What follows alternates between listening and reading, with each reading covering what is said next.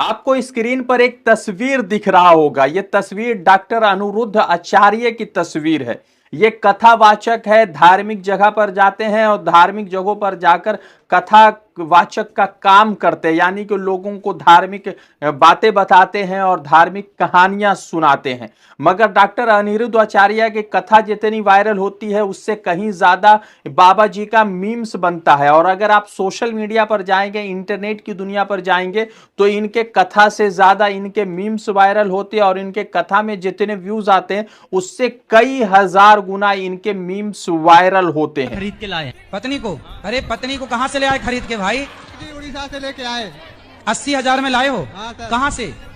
उड़ीसा से। उड़ीसा से? हाँ जी। तो वहाँ पत्नियां मिलती हैं 80,000 में? मिलती है। अच्छा, जी हाँ। तो जब 80,000 की ले आए हो तो इससे महंगी भी थी क्या? लाख 1.5-2 लाख वाली भी थी क्या? मेरा सामान तेरी। अरेंज मैरिज करनी चाहिए, लव मैरिज करनी चाहिए जी? क्योंकि मुझे किसी से प्यार है। किससे प्यार है आपको? फ्रेंड है, मेरे गर्लफ्रेंड। क्या नाम है उसका? नाम तो नहीं लूंगा गुरुजी। I am sorry, बाबू। क्यों शर्म आ रही है नाम लेने में? नहीं फिर पता लग जाएगा ना। बड़ों का नाम नहीं लिया जाता। हाँ जी, लेकिन एक दिक्कत आ रही है गुरुजी। क्या? घर वाले नहीं मान रहे हैं मुझे शादी करनी है उससे। तो क्यों करनी है? जब घर वाले नहीं मान रहे हैं तो मत करो भाजी, सच्चा प्यार है थोड़ा सा, इसलिए। अच्छा, सच्चा प्यार है? हाँ जी। आपकी माँ से आपको प्यार है कि नहीं? है जी। तो माँ का सच्चा वाला है कि झूठा वाला है? सच्चा है जी, बिल्कुल। फिर माँ को और उसको चुनना पड़ेगा, किसको चुनोगे? जी पहले तो माँ ही है, लेकिन राधा कृष्ण ने भी प्यार किया था ना राधा से। तुम है वो, तुम कृष्ण बन रहे हो, राधा तुम्हारी गर्लफ्रेंड बन रही है। तो माँ तो कह रही है कि ना करो। हाँ जी, मना कर रही है। तो फिर मान जाओ, काहे कर रहे हो? फिर उससे बात हो रही है, तुम मरने की बात कर दिया, मैं मर जाऊंगी तुम्हारे बिना। कुछ ना मरेगी, तुम छोड़ दो, दूसरे महीने बाद 2-4 महीने बाद किसी और के संग घूमेगी। डॉक्टर अनिरुद्ध आचार्य अपने कथा के लिए कम मशहूर होते हैं और अपने ऊपर बनने वाले मीम्स की वजह से ज्यादा मशहूर होते हैं। बिग बॉस को लेकर भी उन्होंने एक बयान दिया और फिर जब बिग बॉस के घर में पहुंचते हैं तो किस तरह से शब्द में नरमी देखने को मिलती है, वो तमाम तरीके से आप इनके जो है वाक्य से वाकिफ होंगे। अब आपको बता दें कि इनका एक इंटरव्यू वायरल हुआ है। इन्होंने एक इंटरव्यू दिया है अतुल गुप्ता को। अतुल गुप्ता हिंदी खबर चलाते हैं, बड़े पत्रकार हैं। उनको एक इंटरव्यू दिया है और उसमें वो मुसलमानों से कह रहे हैं कि आप प्यार से, मोहब्बत से, आप जहां जहां पर भी मंदिर है या जहां पर मंदिर के ऊपर मस्जिद बना है वो तमाम जगहों को आप हिंदुओं को वापस दीजिए और झगड़े को खत्म कीजिए। यानी कि जितनी भी चीजें हैं, जहां जहां पर मस्जिदों पर विवाद है या मस्जिदों के ऊपर इशारे किए जा रहे हैं कि इसके नीचे मंदिर है, वो तमाम मस्जिदों को अब हिंदुओं के हवाले कर देना चाहिए। ऐसा कैसे कहते हैं कथावाचक अनिरुद्ध आचार्य। अनिरुद्ध आचार्य लगातार अपनी भाषणों में, अपने बयानों से महिलाओं के प्रति कई मर्तबा जो है अपशब्द भी बोल चुके हैं। उड़ीसा की महिलाओं को लेकर भी कई मर्तबा ऐसे बयान दिए जो विवाद में आ गया। फिर उसके बाद जो है जो महिलाएं मोटी है उनको लेकर भी इन्होंने एक बड़ा बयान दिया था और उसके वजह से लगातार ये वायरल रहते। अब आपको बता दें कि इनका एक बयान जो वीडियो है वो जबरदस्त वायरल हो रहा है। इस वीडियो में वो लगातार मुसलमानों को लेकर कह रहे हैं कि जहां जहां पर जो है मंदिर है और मंदिर को तोड़कर मस्जिदें बनाई गई है, उन तमाम मस्जिदों को मुसलमानों को इनके हिंदुओं के हाथ में दे देना चाहिए। ऐसा कहना है अनिरुद्ध आचार्य जी का। अब सवाल महत्वपूर्ण यह है कि बाबरी मस्जिद और राम जन्मभूमि का जब फैसला आया था तो उस फैसले में भी ये बात को स्पष्ट किया गया था कि किसी भी मंदिर को तोड़कर मस्जिद नहीं बनाई गई है। मगर उसके बावजूद जस्टिस रंजन गोगोई की अध्यक्षता वाली टीम ने ये तमाम जो जमीन का हिस्सा था, जो मस्जिद थी, वो राम मंदिर ट्रस्ट को दे दिया और वहां पर फिलहाल राम मंदिर बनकर तैयार है। अब सवाल महत्वपूर्ण ये होता है कि अनिरुद्ध आचार्य जैसे लोग जो महिलाओं के खिलाफ इस तरह की टिप्पणी करते हैं और इस तरह के बयान देते हैं और जब इंटरव्यू में कहते हैं तो कहते हैं कि तमाम जगहों को खोद दो, पूरे हिंदुस्तान के में जो है जहां जहां पर इस तरह की चीजें उन तमाम जगहों को खोदनी चाहिए, तो उस वीडियो पर सवाल उठते हैं। सबसे पहले उस वीडियो को आप देखिए जिस वीडियो में उन्होंने तमाम मस्जिदों को या जहां पर विवाद है उन मस्जिदों को हिंदुओं को देने की बात कही है। अब आपने मथुरा काशी की बात कर दी तो मैं इसमें संभल भी जोड़ देता हूँ, बदायूं भी जोड़ देता हूँ, अजमेर भी जोड़ देता हूँ। अयोध्या में मंदिर तो ऑलरेडी बन गया है। अगर हर मस्जिद के नीचे हम मंदिर ढूंढेंगे नहीं, तो ढूंढेंगे क्या? ताना बाना तो खत्म, छिन्न भिन्न हो जाएगा सर। ढूंढेंगे क्या?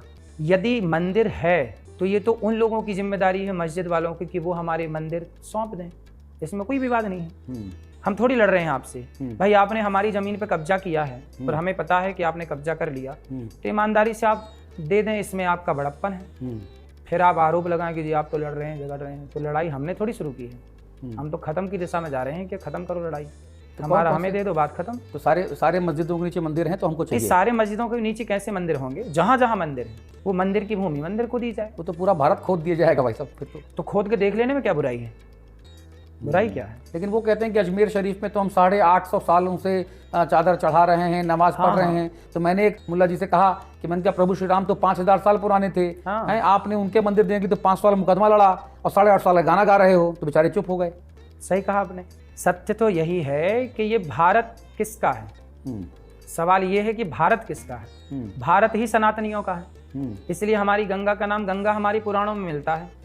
वेदों में नाम मिला गंगा, यमुना, गोदावरी, मंत्र है गंगा चा यमुना चैव गोदावरी सरस्वती। तो फिर मुसलमान कहाँ से आ गए? इतना तांडव मचाए हुए हैं आप लोग, इतना परेशान कहाँ से आए थे यहाँ मुगल, तो आए थे मुगल और वो फिर आए तो आए। तो भारत के मुसलमान सारे मुगल हैं?